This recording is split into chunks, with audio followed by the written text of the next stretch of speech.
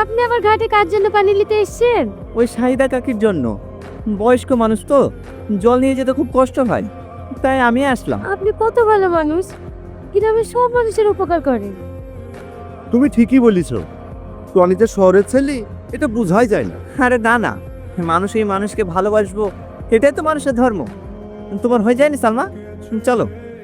সালমা, তোমার মনে হয় কষ্ট হচ্ছে, দাও কলসিটা আমাকে দাও। না না, আমার কষ্ট হচ্ছে না, আপনারই অভ্যাস নাই। আমাকে দিন, আমি নিয়ে যাচ্ছি।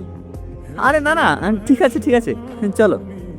আপনাদের এখানে সবাইকে ডাকা হয়েছে তার একটাই কারণ, কলকাতা থেকে আজকে একটা ফোন এসেছিল, আপনাদের সবাইকে কলকাতায় যেতে হবে।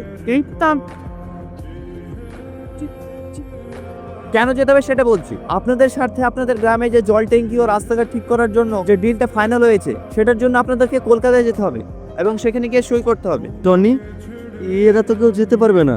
বলছি, এখানে সই করে নাকি তুমি জমা দিলে হবে না? স্যার, এরা গ্রামের মানুষ তো, কলকাতায় যেতে পারবে না বলছে। স্যার সইটাই এখানে করে নিলে হবে না? Thank you sir, thank you sir. Okay okay sir, আপনারা সবাই একে একে এসে এখানে সই করে দিয়ে যান। আপনারা সবাই ভালো থাকেন, আমি আবার 2-3 দিনের মধ্যে আসবো। খেলেন? এতে কি আছে? নাড়ু, মা আপনার জন্য বানিয়ে দিয়েছে।